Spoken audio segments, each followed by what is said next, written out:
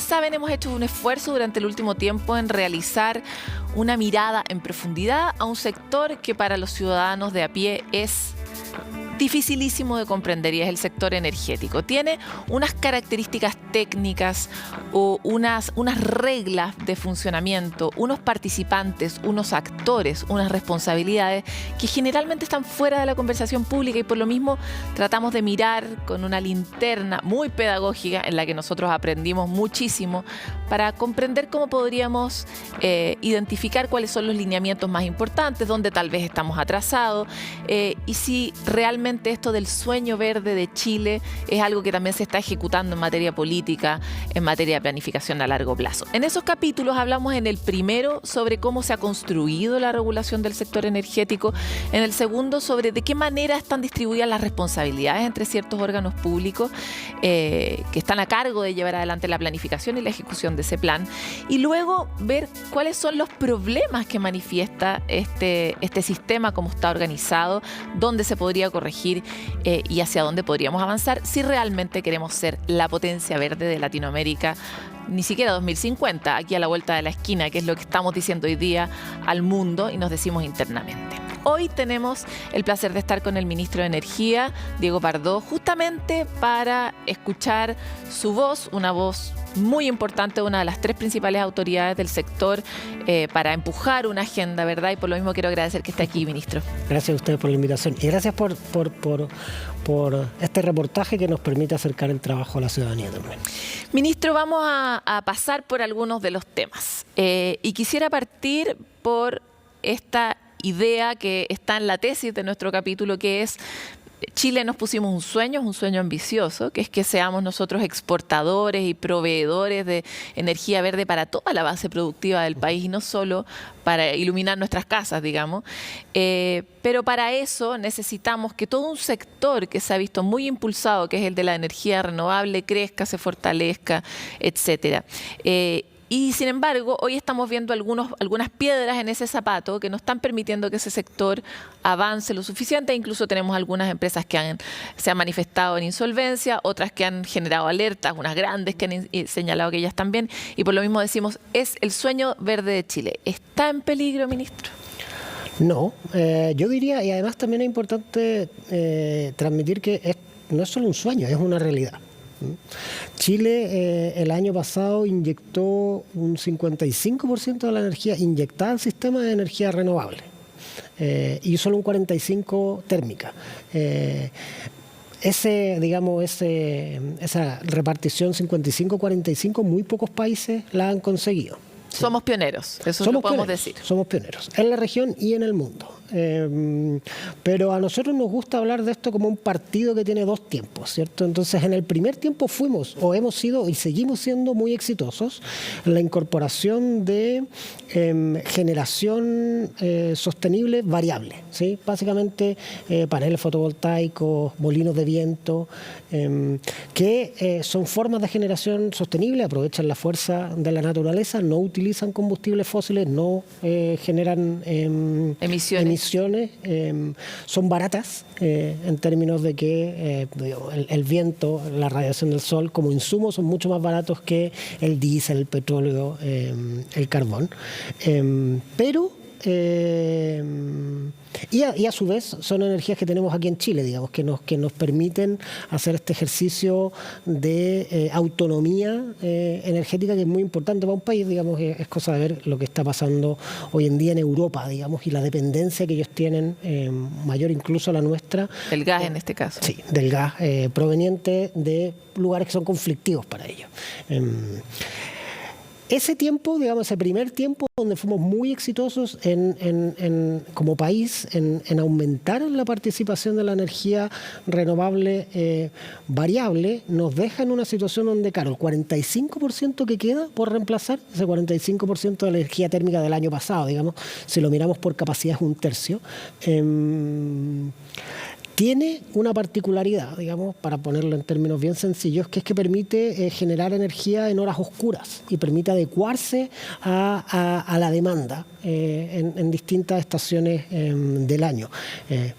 Y por lo tanto, nosotros necesitamos movernos de estas políticas de fomento a la energía renovable variable, que está muy bien y nosotros queremos seguir creciendo en esa penetración. Necesitamos también movernos al fomento de la energía renovable flexible. ¿Sí? Porque la energía renovable flexible, esta que nos permita generar en horas oscuras, esta que nos permita adecuarnos a los picos de demanda, es la única que va a permitir reemplazar finalmente las centrales térmicas. No podemos reemplazar las centrales térmicas con más paneles fotovoltaicos y molinos de viento, necesitamos otro tipo de tecnología. Sí, totalmente. Voy a volver sobre algunas cosas que ha dicho porque no son para los humanos tan sencillas de comprender como esta idea de que en el fondo nosotros todavía estamos atados a todos los térmicos porque los térmicos son los únicos que nos permiten mantener los servicios eléctricos durante la noche o cuando no haya viento, ¿verdad? Y eso rellena esos valles que genera la energía renovable variable. Sí. En el hecho de que hoy día estemos tomando esta medida, ¿hay algún reconocimiento de que cuando se vio la primera medida hubo falencias, hubo falta de visión técnica de imaginar que la energía variable iba a variabilizar la entrega energética y por lo tanto iba a generar un riesgo? Me refiero, ¿hay algún tipo de aprendizaje, de mea culpa respecto de lo que hemos hecho antes en este primer tiempo? O sea, yo creo que efectivamente en el primer tiempo no se fomentó este otro tipo de tecnología, pero también hay que ser justos con lo que era predecible cuando estas políticas se impulsaron en el 2015, en esa época. Impulsar el fomento a los paneles fotovoltaicos, a la energía eólica era difícil, porque era percibido como algo casi como un lujo que tenían los países y que lo fundamental era la energía térmica. Más difícil era que pensar en estas otras tecnologías que todavía son escasas en el mundo, la concentración solar de potencia, el bombeo, las baterías. Son escasas en el mundo, pero Chile tiene uno de los proyectos más importantes en capacidad y en volumen de concentración solar de potencia, que es Cerro Dominador. Y para crear ese proyecto hubo una visión. Sí. Y cuando hubo esa visión se podría haber hecho una visión más grande y se podrían haber priorizado unas tecnologías respecto de las otras. A eso voy con los aprendizajes. Obviamente nadie sabe lo que va a ser el futuro y menos cuando está tomando riesgo, pero es interesante ver en el fondo qué errores que ya cometimos no vamos a volver a cometer. Por ejemplo, a cuánto plazo estamos proyectando, cuánto estamos cubriendo este parque para que sea un parque sostenible. Hoy en día, de hecho, las bases de licitación que publicamos hace poco tienen un mecanismo de fomento específico para energía renovable flexible. Si ese mecanismo hubiera estado en las pasadas licitaciones, hoy en día tendríamos más centrales como Cerro Dominador o tecnologías similares, y eso nos tendría en una mejor posición de cara a la descarbonización. Eso sí es cierto. Ahora, digamos, lo único que podemos hacer es hacerlo de aquí en adelante. Ya voy a ir hacia la licitación porque es un gran anuncio y es muy reciente, es poco conocido, así que vamos a pasar por algunos de los puntos del capítulo.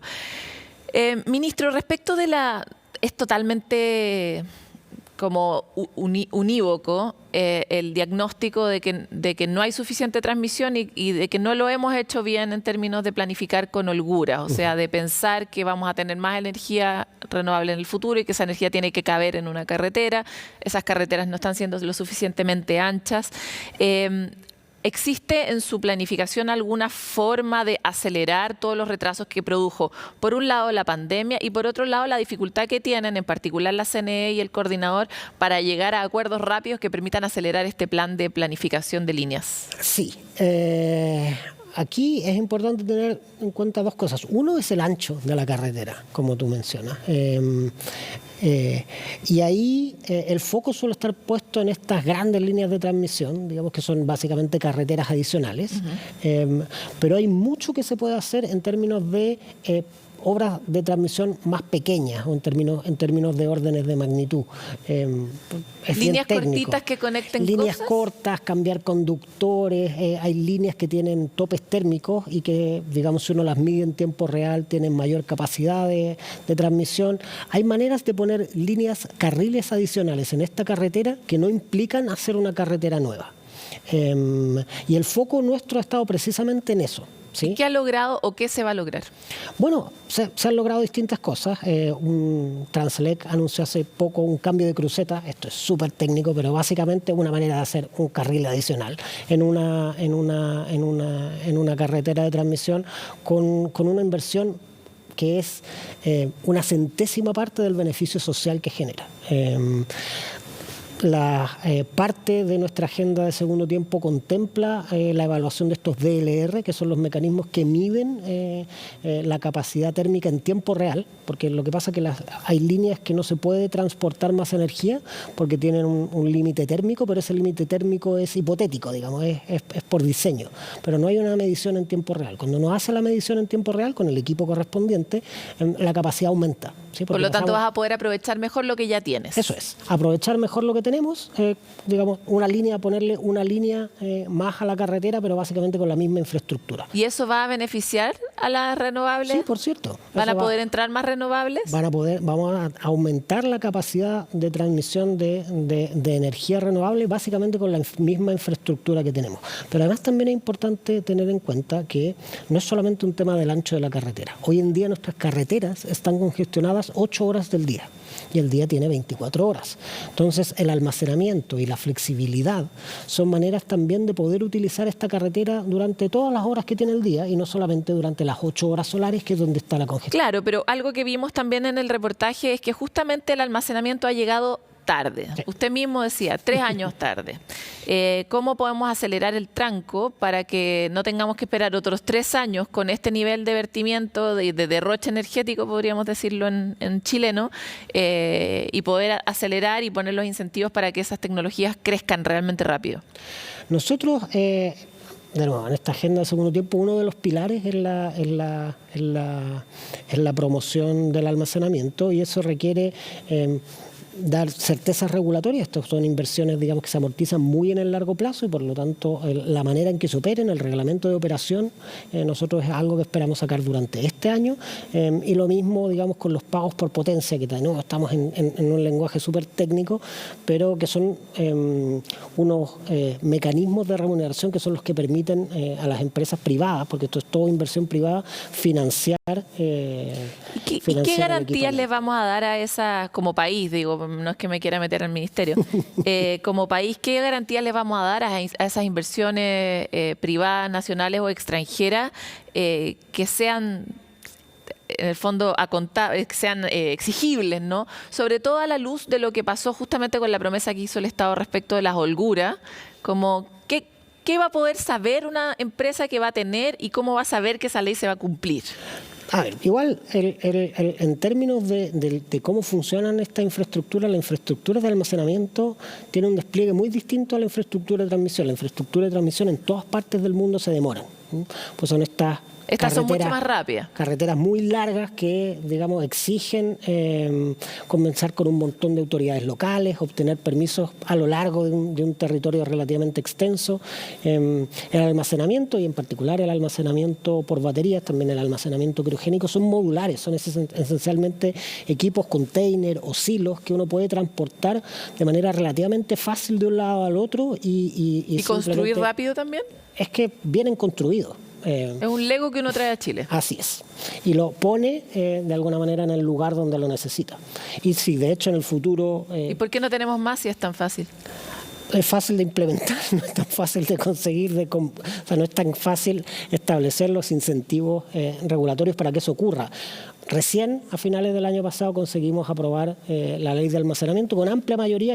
Ojalá toda esta agenda ya estuviera lista y estuviéramos 5 años atrás en el tiempo, pero no, lo único que podemos hacer es avanzar rápido. ¿Y cuándo vamos a tener ese reglamento que dé certezas a la inversión? ¿Cuál? Son dos distintos, el de potencia y el de almacenamiento. Ambos deberíamos estar dentro de este año finalizando la publicación de ambos reglamentos. Ya. Yo voy uno por uno todos los temas que tenemos, pero siguiendo en la misma línea, parte de lo que usted anunciaba en el reportaje es que se iba a meter en esas patas de los caballos que llamamos mínimo técnico, ¿verdad? Sí. El mínimo técnico es algo que claramente necesitamos para dar estabilidad al sistema, pero que le le quita mucho espacio a las renovables y el gran problema es que no existe certeza respecto de que los mínimos técnicos sean los mínimos técnicos. En esa materia específica, ¿cómo ha podido avanzar en la idea que usted mismo tenía en ese momento y cuándo también podemos ver ese resultado en términos de cuánto más se va a poder inyectar? Efectivamente, ahí yo diría que hay dos problemas, pero el principal es que hay desconfianza entre los distintos actores respecto de la manera en que se fijaron esos mínimos técnicos y hasta qué punto responden a necesidades técnicas reales. Entonces, el último proceso de auditoría se había hecho hace muchos años. Entonces, lo que estamos haciendo es haciendo un nuevo proceso de auditoría en conjunto con el Coordinador Eléctrico Nacional. En verdad, esto lo hacen ellos. Nosotros damos digamos, el apoyo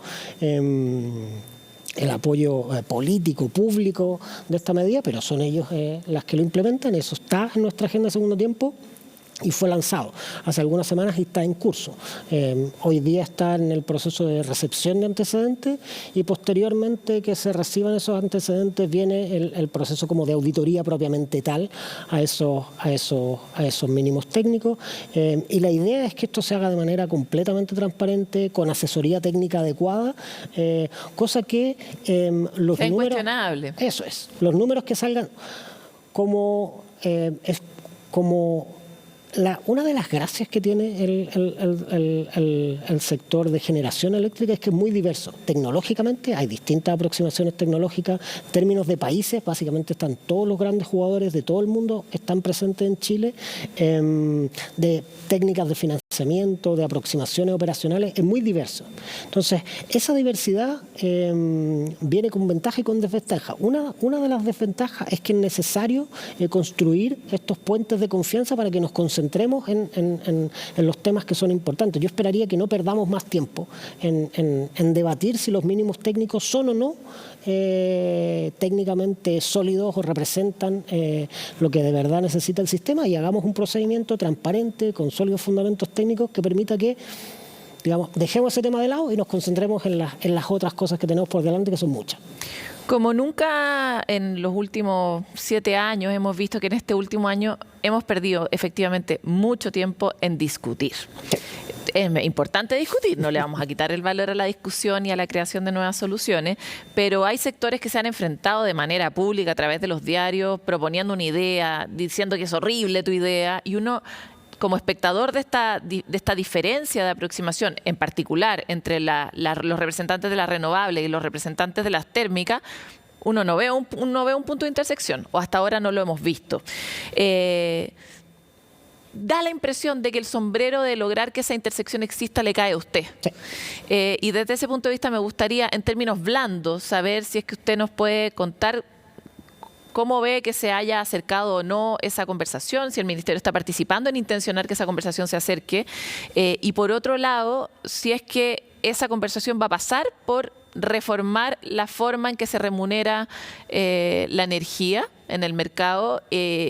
Hay distintas ideas que han salido, ¿no? No necesitamos hablar de los detalles técnicos porque aparte no se entienden bien, pero sí saber si es que estamos dispuestos a meternos en esa conversación que parece ser la más difícil, la más dolorosa para el sector. A ver, efectivamente, cuando uno lidera políticamente un sector que es tan heterogéneo, parte del trabajo es construir los puentes para que haya ese diálogo entre las distintas aproximaciones tecnológicas, una renovable, la otra térmica, y ese puente lo hemos ido construyendo. Ahora esto está pasando en todas partes del mundo. La alta penetración de ¿Y la diferencia también?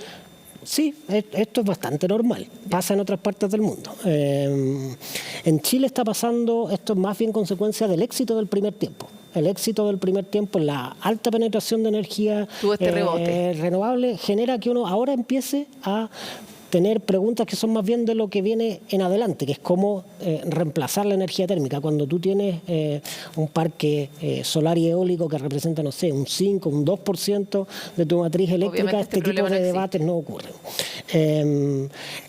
ese es un trabajo que estamos haciendo. Efectivamente, las posiciones estaban bastante distantes y las relaciones no pasaban por su mejor momento histórico, pero yo creo que la descarbonización es un proceso que donde todos jugamos un rol.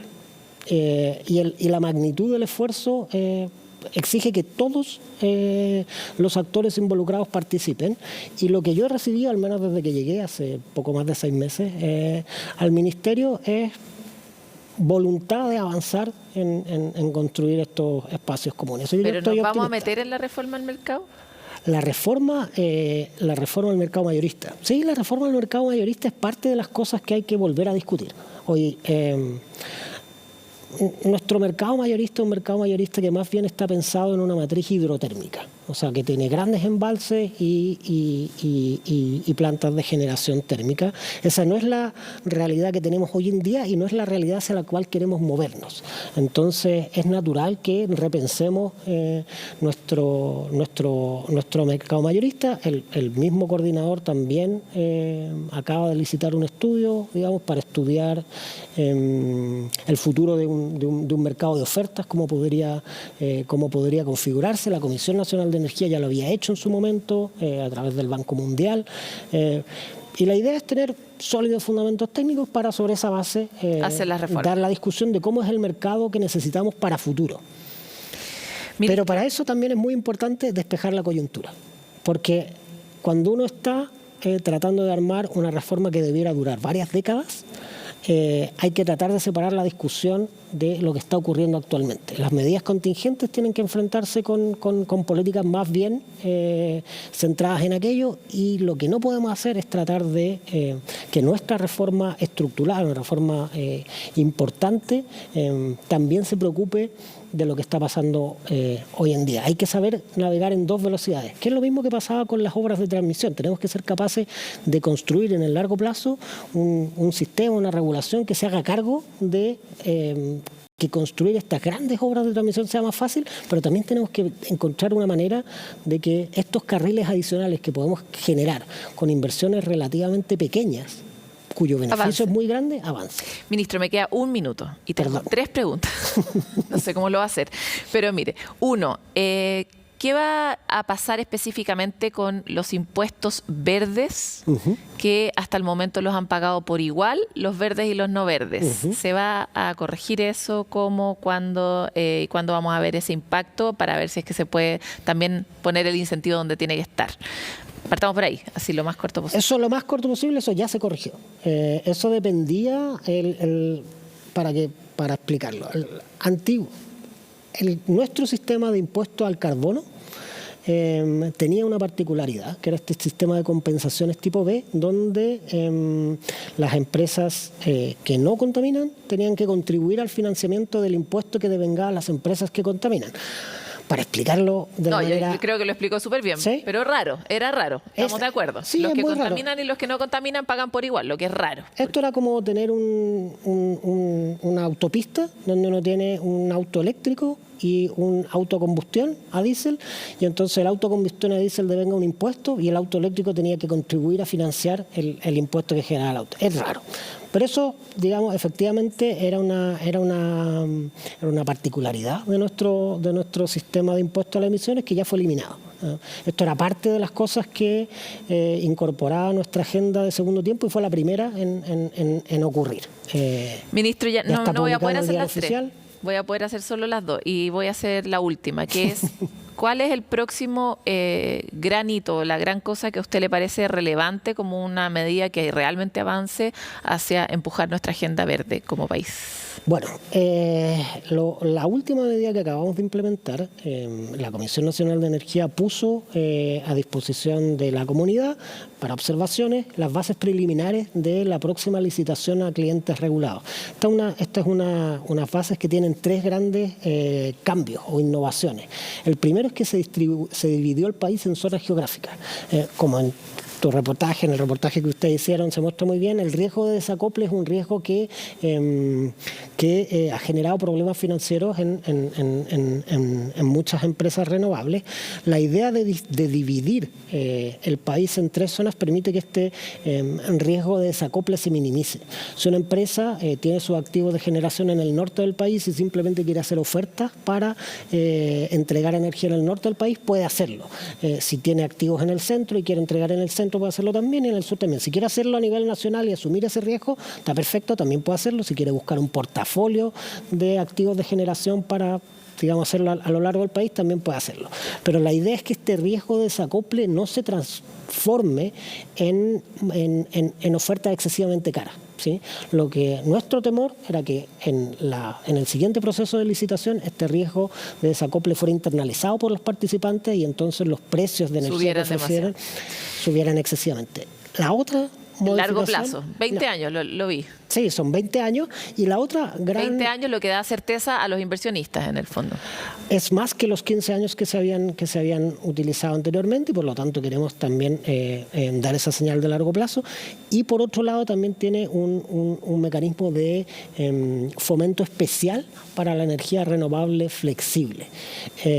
Un nuevo impulso para el almacenamiento también por esta vía, en el fondo. Así es. Entonces, los pilares de nuestra agenda de segundo tiempo era la promoción del almacenamiento, la flexibilización de la operación. Cada una de esas cosas se ve reflejada en los cambios que se incorporaron en las bases de licitación. Ministro, y en el 2030, ¿por qué va a ser famoso usted recordado en esta época? Yo espero que... ¿Va a ser su gloria? Yo espero, no sé si yo en particular, pero espero que este gobierno sea recordado por ayudar al sector energético a doblar la esquina y cimentar las bases de este segundo tiempo, donde nos hacemos cargo de el gran desafío que viene enfrente, que es reemplazar la generación térmica con generación sostenible.